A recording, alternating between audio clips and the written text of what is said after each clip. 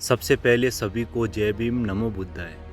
आज मैं बाबा साहब की अनसुनी दुख भरी कहानी आपको सुनाऊंगा, जिसको सुनकर आपके आंखों में आंसू बहने लग जाएंगे। जब बाबा साहब 26 नवंबर 1950 को भारत को संविधान देकर अपने घर पर दिल्ली के अलीपुर रोड के बंगले पर आ गए, बाबा साहब जी की एक आराम कुर्सी हुआ करती थी, रोलिंग चेयर।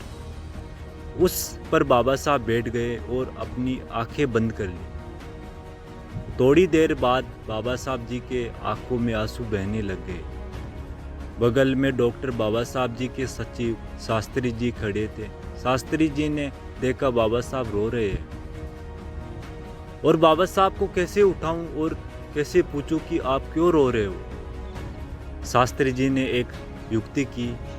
बाबा साहब जी के पैर में यहाँ बैठ गए और पैर दबाते दबाते बाबा साहब से सवाल किया कि बाबा साहब, आप अभी इस देश को एक अच्छा संविधान देकर आए हो, एक अच्छी व्यवस्था देकर आए हो, फिर किस बात का दुख है आपको, आप क्यों रो रहे हो।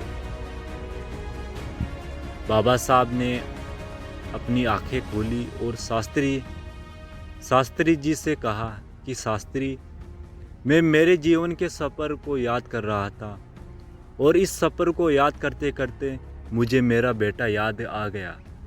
मेरा बेटा, मेरा सबसे प्यारा बेटा राजरतन मुझे याद आ गया। 2.5 साल की उम्र में उसे डबल निमोनिया हो गया था।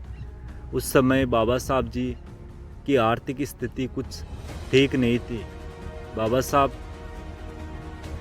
उस समय वकीली किया करते थे। इन हालातों में बाबा साहब जी का पुत्र राजरतन को डबल निमोनिया हो गया था। जुलाई 1926 में इसे डबल निमोनिया हो गया था और बाबा साहब अम्बेडकर हाई कोर्ट में, बॉम्बे हाई कोर्ट में एक केस के संबंध में गए थे। माता रमाई ने देखा राजरतन का बुखार बढ़ता जा रहा है। माता रमाई ने बाबा साहब के कार्यकर्ता से कहा कि बाबा साहब जहाँ कहीं हो उन्हें तुरंत लेकर घर आओ। ये कार्यकर्ता हाई कोर्ट पहुंचा और हाई कोर्ट पहुंचने पर बाबा साहब को संदेशा दिया कि बाबा साहब आपको तुरंत घर बुलाया। बाबा साहब अपना सारा काम छोड़कर, बाबा साहब को पता चला क्या हुआ होगा। बाबा साहब ने उसी हाई कोर्ट के प्रांगण से टांगा किया। बाबा साहब जिस चार्ली में रहा करते थे उस चार्ली के सामने ये टांगा आकर रुका। 10 बाई 10 का बाबा साहब का ये मकान हुआ करता था। बाबा साहब ने जैसे ही इस मकान में प्रवेश किया, अपने बच्चे को अपनी गोद में लिया और गोद में लेकर बाबा साहब अम्बेडकर इस राजरतन को लेकर उसको खिला रहे थे और बाबा साहब अम्बेडकर जी की ही गोद में इस राजरतन ने प्राण त्याग कर दिए। उस समय बाबा साहब इतना फूट फूट कर रो रहे थे, दीवार पर सर पटक पटक कर रो रहे थे। पूरे कार्यकर्ता, पूरे चार्ली के लोग बाबा साहब को देख रहे थे कि बाबा साहब एक बच्चे की तरह रो रहे हैं और बाबा साहब को कैसे शांत किया जाए।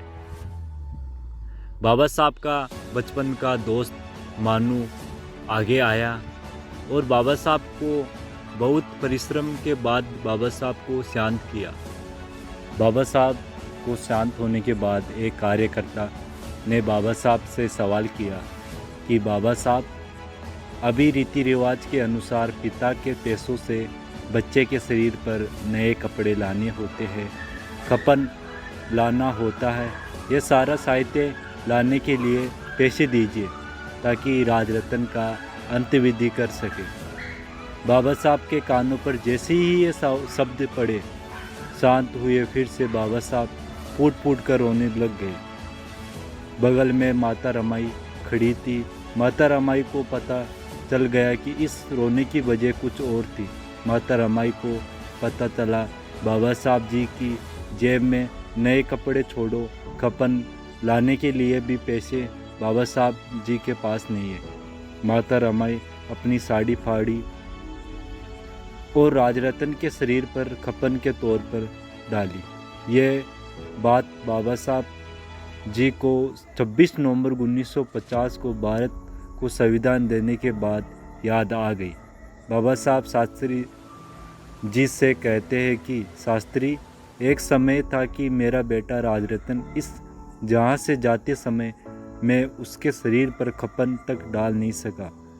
मेरा बच्चा बिना कफन के इस जहाँ से चला गया, लेकिन आज मैंने इस देश को संविधान निर्माण करके दिया है और एक ऐसी व्यवस्था मैंने इस देश को कायम कर दी गई है कि इस देश में आने वाला हर एक राजरत्न, चाहे वो हिंदुओं का हो, चाहे वो मुस्लिम हो, चाहे वो जैन हो, चाहे वो बौद्ध हो, इस देश में पैदा होने वाला हर एक राजरत्न सूट बूट टाई कोट में जन्म लेगा। एक ऐसी मैंने व्यवस्था इस देश को दे दी है। और बाबा साहब ये बात 26 नवंबर 1950 को संविधान देने के बाद कही। और बाबा साहब का संविधान इस देश में सभी लोगों, सभी वर्गों लोगों, सभी जाति धर्म लोगों को अपनी प्रगति करने का एक मौका देती है, सूट कोट टाई में लाने की व्यवस्था करती है। बाबा साहब ने ये बात शास्त्री जी से कही। तो ये कहानी आपको कैसी लगी हमारे को कमेंट बॉक्स में ज़रूर बताना। और ऐसे ही कहानी सुनने के लिए हमारा यूट्यूब चैनल सब्सक्राइब कीजिए, शेयर कीजिए। मिलते हैं एक अनसुनी कहानी के साथ, तब तक के लिए अपना ध्यान रखिए। जय भीम, नमो बुद्धाय।